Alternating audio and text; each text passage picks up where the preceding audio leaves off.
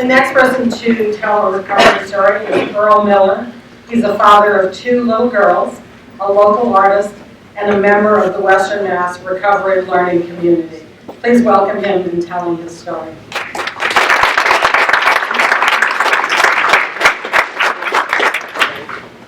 I'm pretty scared. You guys are a lot of fancy people. Last night, my dad had to convince me not to wear my Kenny Rogers shirt here. So,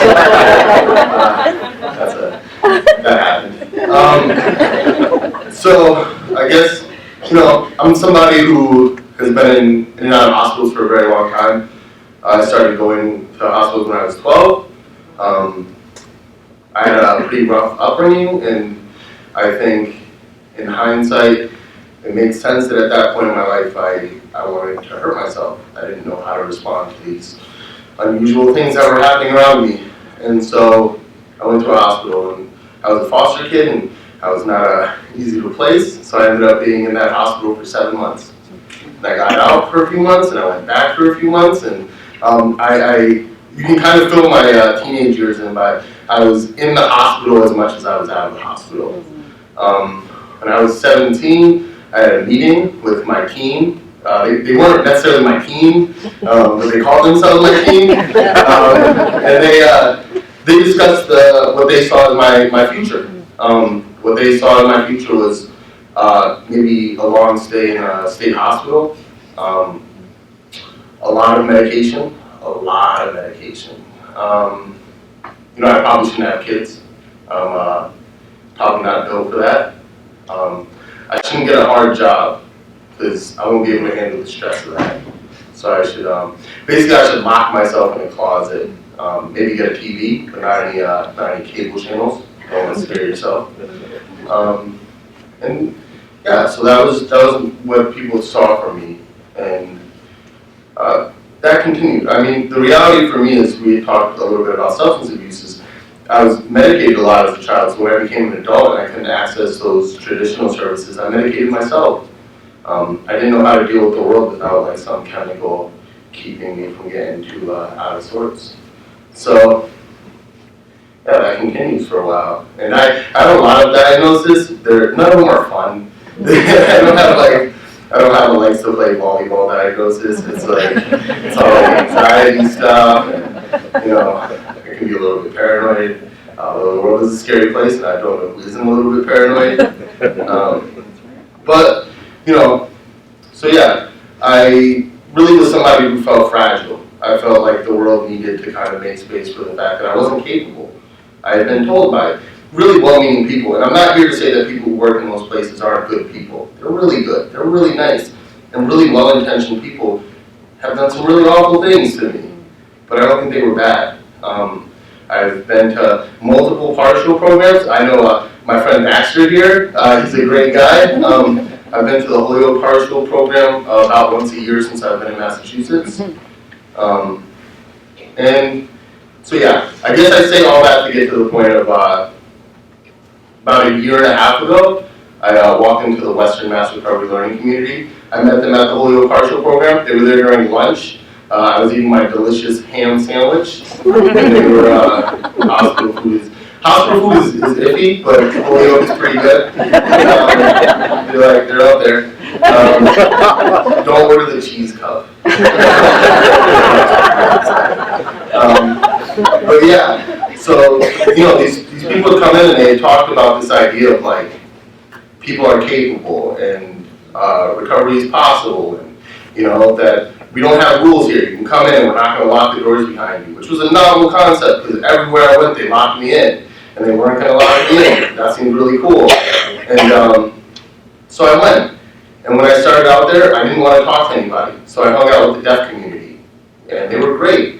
They were just really nice women, and they hugged me, and they yelled at me, and they demanded I was fired before I was hired. But they liked me. And it was a cool thing. And I think sometimes when we talk about these things, it can get really easy to talk a lot about like these medical terms, but these people loved me. And that was something that was missing in my life, was someone to love me. I didn't think I was deserving of that. And so I hung out. They couldn't get rid of me. I showed up every day. And I learned a lot of things about myself. I learned that I'm not fragile. I am capable. I am capable of standing up for myself. And when things get bad, and I feel a lot of anxiety, and I feel stressed out, and I feel upset, that there are people to support me. I don't have a team, I have friends. Like, that's a novel concept. I've never had friends. I always had a team. It wasn't really my team. I'd like to reiterate that. And so, and here's my favorite part, is because I do work there now. But they didn't just show up one day and say like, Earl, you've been here long enough, you can work here. They gave me an opportunity. They gave me an opportunity to work my way in. You know what I mean? I started off helping facilitate a youth career arts group. And I was able to pick up more hours and more hours. Now they can't get rid of me. I show up early every day. I eat Hot Pockets. But we do lots of cool things. And like, I'm able to see these people who, you know, I'm able to be around people who are like me. And they're not broken. And maybe they're going through some hard things and they need to talk to someone. At an earlier point in my life when I started doing music, someone had told me that I shouldn't do it because it might be triggering. But everything's triggering. And so I didn't for a long time because I thought I wasn't capable of it. And then I started doing it. And it's something I really like doing. It's something that like adds a lot of fulfillment to my life. You know, I have 2 kids. I'm a single father half the week. And I'm able to do that. I'm able to love them. And I don't feel like they're little ticking time bombs, although they're awful. They're not, I'm not worried that they're going to grow up with some chemical in their brain that makes them bad. They're just people, and their experiences are what their experiences will be. But yeah, the recovery learning community changed my life in a lot of ways. I'm really nervous, like I go do this shit. Please don't hold this against me. I feel like I'm making up your facilities at some point. What's going on? Fantastic. I'm reality checking. Yes. That's a positive coping skill. So yeah, I'm a member of the Western Mass Recovery Learning Community. We have a place called the FIA at Pure Respite. Earlier in my time here, I used that place, and it was an alternative to the hospital. And we're talking about budgets. I'm expensive. I'm very expensive. I will be in the hospital a lot. Nobody wants to pay for that. But I went to a FIA for a week, and I was able to continue doing all the things I did. I was able to continue seeing my children. I was able to keep up with all my stuff. And I don't know. I feel like there should be some fancy wrap-up where I'm like, and then I woke up yesterday, and everything was fine. Birds flew around my head. And like, there isn't. Life is what it is. And I feel capable of meeting the day where it finds me. And I feel capable of, you know, it's like an AA term of like living life on life's terms. And that's something I wasn't capable of doing before.